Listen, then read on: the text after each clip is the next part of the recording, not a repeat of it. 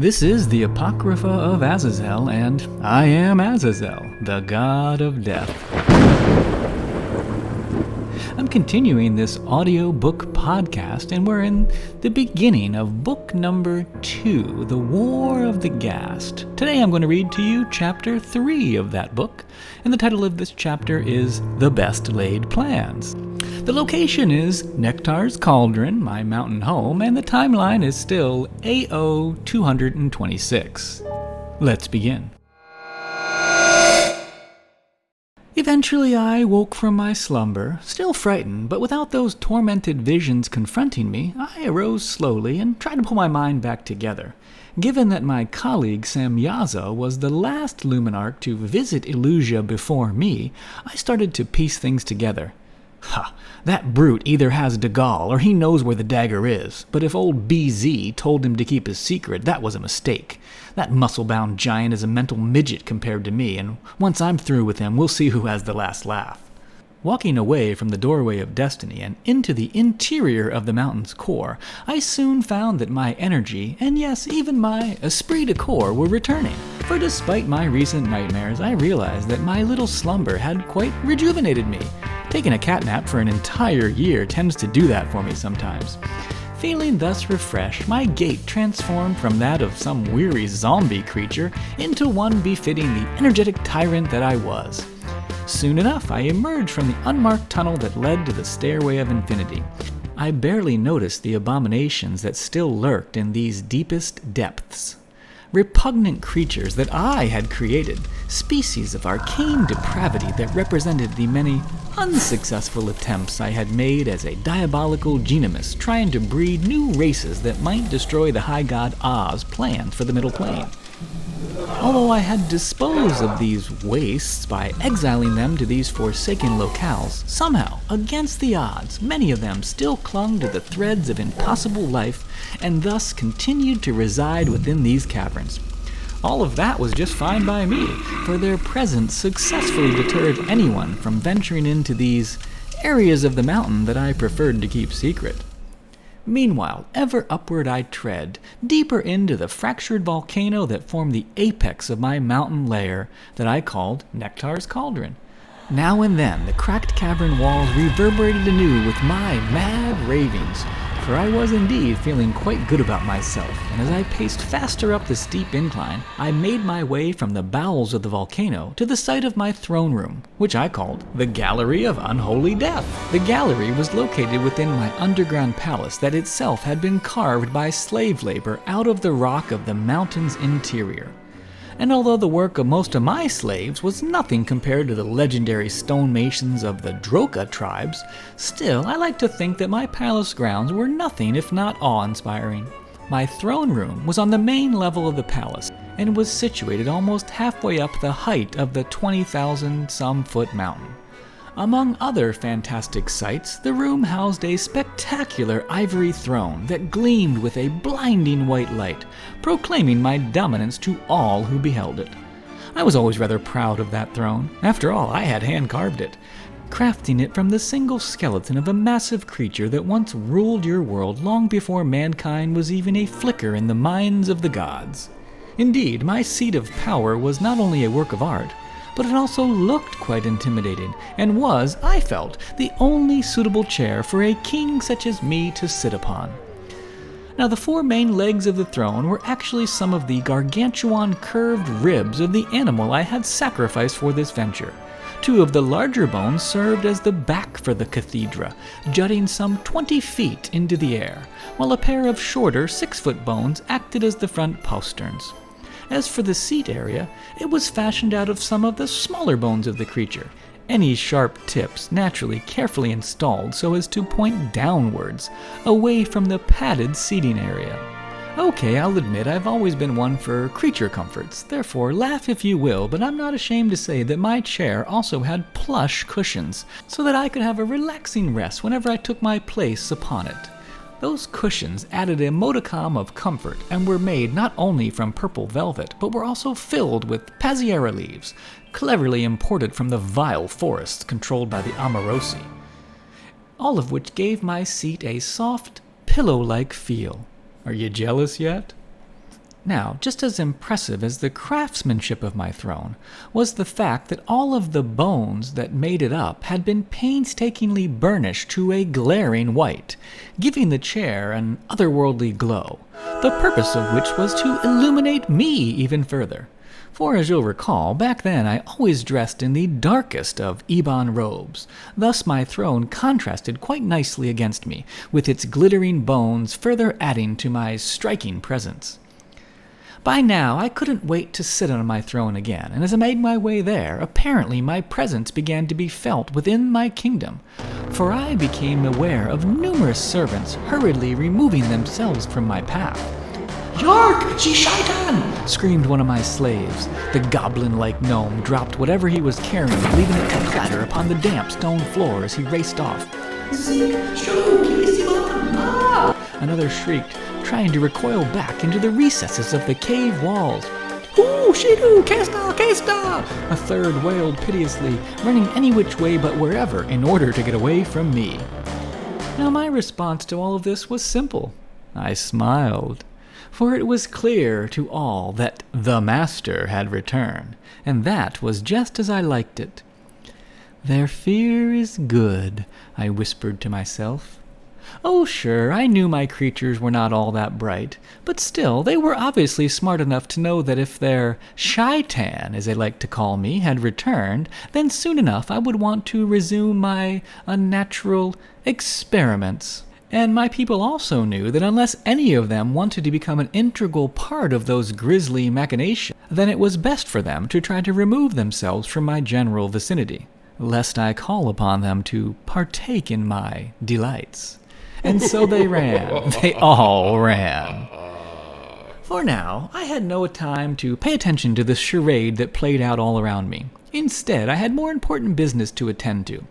Or rather, I had an interruption to remove from my path in the form of Samyaza, after which I could get back to my own important business. Now, I was anxious to get started on both accounts, for I felt that I had already wasted enough time. "Ah, Beezy, you simpleton," I chuckled to myself as I walked along. "You really think you can control me?"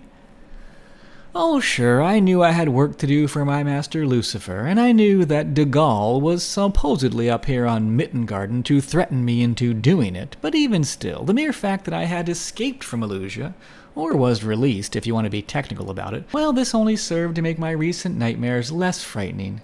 Oh, they would remain, of that there was no doubt, and yes, if I didn't complete my assigned task for the Evil One, then the next time I went back to Illusia, my lord would be even angrier with me. But all that was a millennia away, and the fact that my fool of a master was locked in its own prison world, well, this fact made his threats now seem like naught but fading gossamers, just as so many delicate webs upon the fleeting perceptions of my mind. I smiled at my own poeticness, believing, like a fool, that in time I could just brush away the nightmares of evil. If only it could have been so easy. I realize now that I was quite mad. In fact, even back then, I think I was aware of that fact. But regardless of my insanity, I honestly did believe in the merits of my plans, and felt like only I knew what was best for my purpose in life. For you see, ever since I had been created in Illyria eons ago, always had I surreptitiously sought to gain dominance over my own masters by trying to learn their secrets.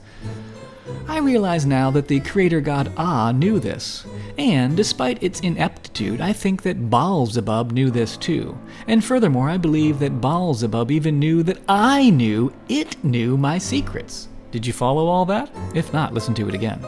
Therefore, I never bothered to hide that fact from my master, for we both also knew that Baal-zebub and its father Zebub needed me to carry out their plans, and that without me, neither of them had any chance at escaping Illusia.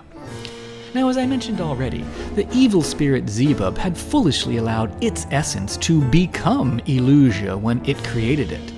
And later, Baal-zebub, nee Lucifer, had been imprisoned by the High Luminarch Michael the Mighty. Therefore, both of the evil ones were now prisoners of their underworld.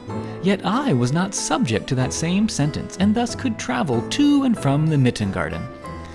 The plan was for me to live upon the middle plane in order to bring to bear my own evil works to try to destroy this dimension.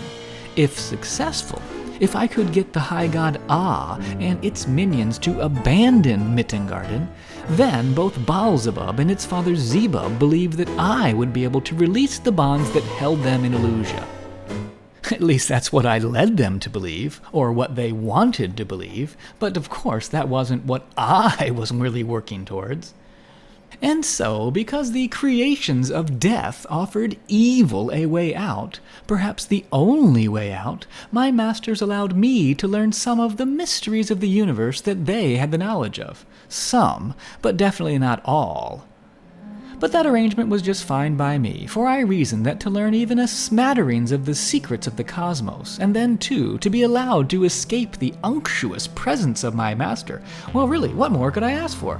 Furthermore, once I was free of Baalzebub's presence, I quickly realized that my own intelligence was rather amazing.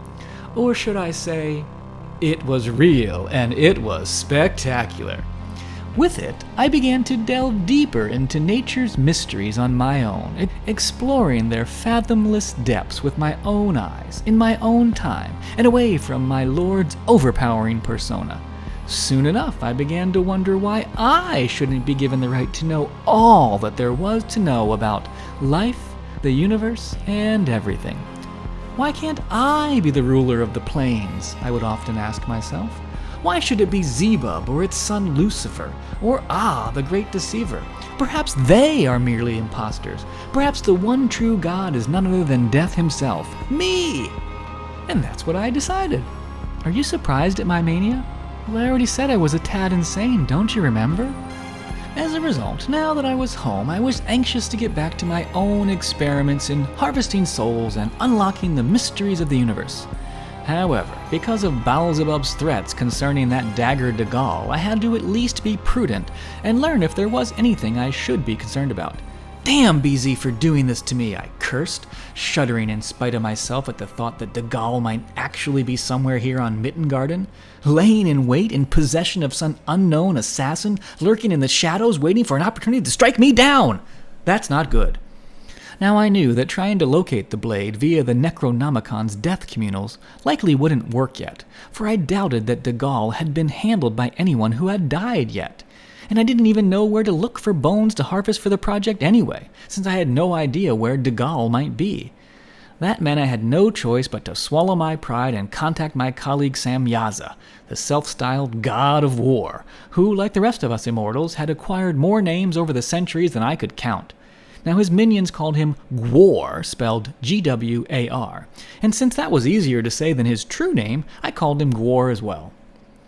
If only there was another way, I pondered as I continued walking along. But perhaps I can have one of my creations look for it instead of asking Gwar about it directly.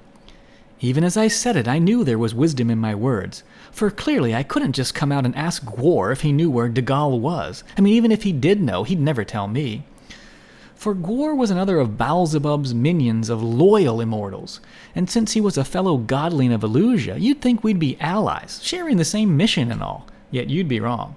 Oh, sure, on the surface we pretended to serve our master with the same passion, but I don't think either of us ever really trusted the other one. I mean, we both had our own goals.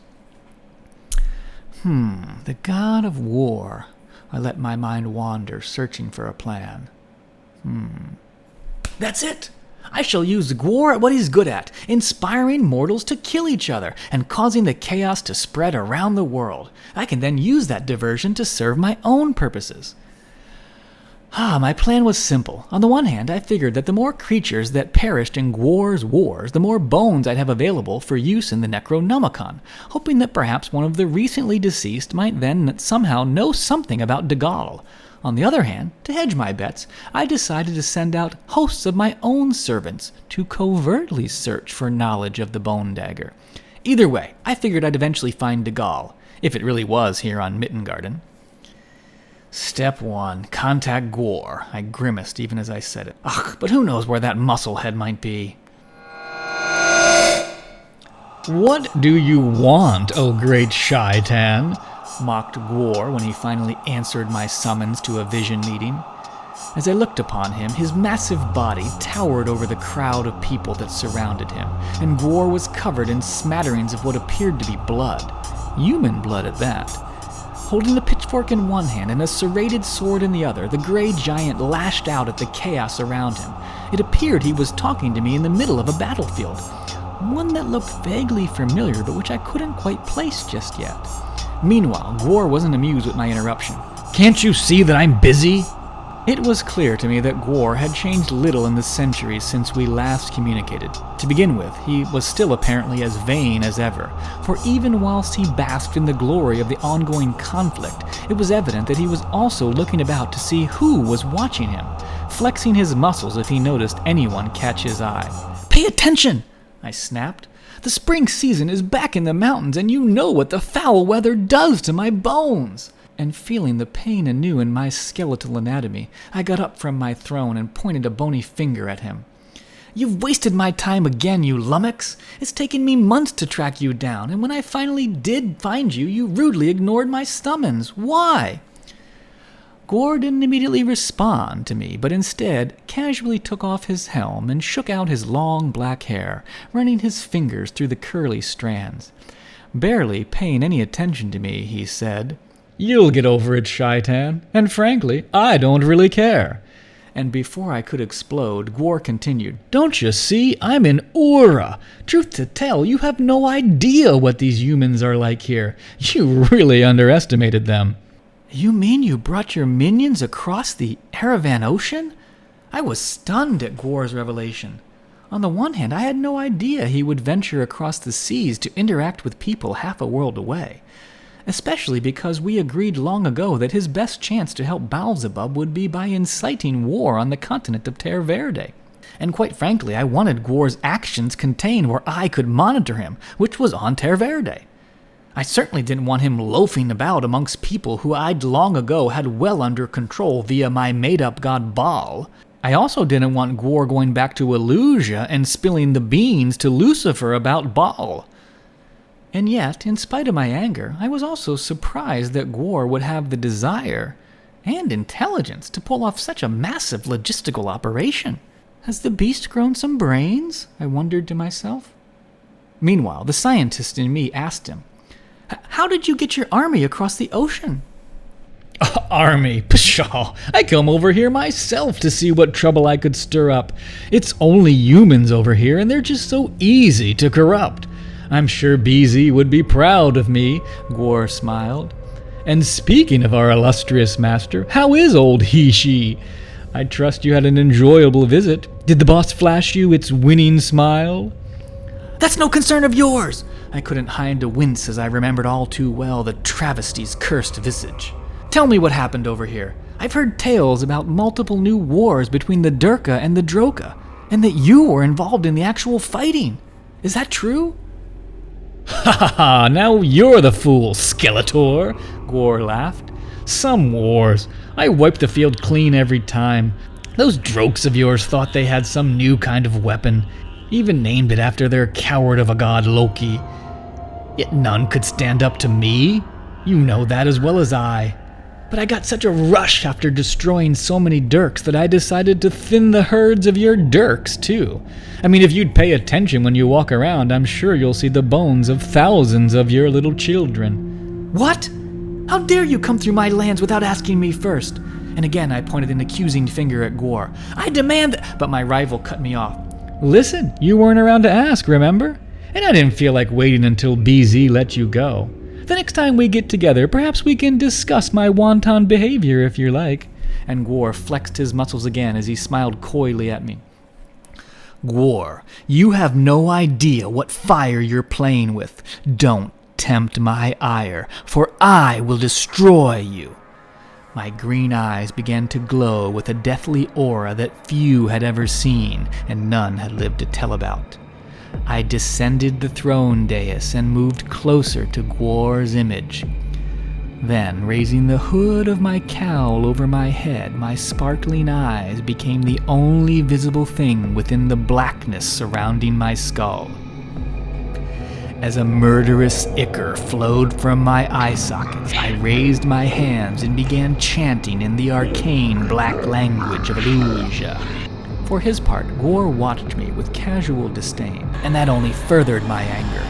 And with my voice raising to a guttural shriek, I unleashed my fury upon him, sending out bursts of jade lightning from my bony fingertips to strike at the spot he was standing on. A loud crash sounded and sparks flew all about, obscuring my rival in a burst of flames. There followed a symphony of wretched screams for mercy, and then smoke covered everything. At last I smiled and took off my hood. My emerald eyes once more regained their glossy haze, leaving no sign of the reddish-black ooze that had just recently seeped forth. However, when the smoke cleared, there stood Gwar, and although he appeared to be standing among the flames, he was completely unscathed. Only then did I realize my folly. I had merely succeeded in damaging my own possessions, and the screams of terror I heard were not those of the god of war, but instead the cries of my own servants, for I'd forgotten that this was a vision-only meeting. "Nice show, mighty Shaitan," Gwar clapped mockingly. "You'll have to teach me that one. I really like that eye thing you do. Ooh, so scary. But anyway, don't worry about a few dead dirk. I'm sure you could always make more. Meanwhile, I'm just having so much fun over here that I don't really know if I'll be back anytime soon." Gwar smiled again, in a more irritating smirk I have never seen. I sighed, trying to compose myself, and once again took my seat. "Gwar, my brother, I'm sorry for getting angry with you. I admire your wisdom, and I need your help. Yes, your wars, they're all well and fine, and you should continue to do whatever it is that you do best. But remember, Beelzebub has asked us to coordinate our efforts. Our master grows anxious with us, and that's a dangerous thing. I think it's time that you returned. We need to meet in person. I have an idea for a new war, one that could eventually embroil the entire Terre Verde continent, and I need your help to accomplish it." "Sorry, old friend, no can do. Oh, I'll be back eventually, but I've got a different agenda than you." "Gwar, get yourself back here now! Beelzebub commands us to—" "Okay then, if that's all you have, I'll be going." Gwar was now ignoring the conversation, looking this way and that at the renewed fighting that had sprung up all around him. "Yes, it's definitely about time for me to go. See you later, old boy. Don't make yourself too crazy. You should get out more, like me. See the world, get some sun, lose that shabby robe. Trust me, you'd feel so much better. Not to mention how you look. Gee, Shaitan, you look like death. Oops, silly me, that's right, you are death." Once again, I found myself stunned, both at Gwar's total disregard for my powers and at his unexpectedly clever jab. Before I could respond, my rival added, "Anyway, Shadu, like I said, get away from that stuffy mountain for a while. Do something exciting for a change. I don't really care what you do, just don't bother me. Next time, don't call me, I'll call you. Well, whatever, ta-ta!" And with that, Gwar vanished. "Gwar!" I screamed, but it was too late. The god of war was gone, having cut off the visitation from his end. Still fuming, I was unable to accept the affront that had just occurred. "Gwar!" I roared again, shrieking at the spot where he last stood. "Gwar! What about Dagaal?" That was a question that would have to wait for another time, for you see, we've reached the end of another chapter. Will I find out about Dagaal? Well, we'll see. But in the next chapter, I've got a new character to introduce to you. A young Droka by the name of Hector Dirkles. My pawn of prophecy, if you will. I can't wait to tell you about him. In the meantime, I encourage you to go to my website, apocryphaofazazel.com, and sign up to join my free book club. Not only will you get notified when new chapters are released, but if you can't wait, you can read every chapter of this book online right now. So go to apocryphaofazazel.com. Until next time, my friends, this is Azazel saying, don't call for me.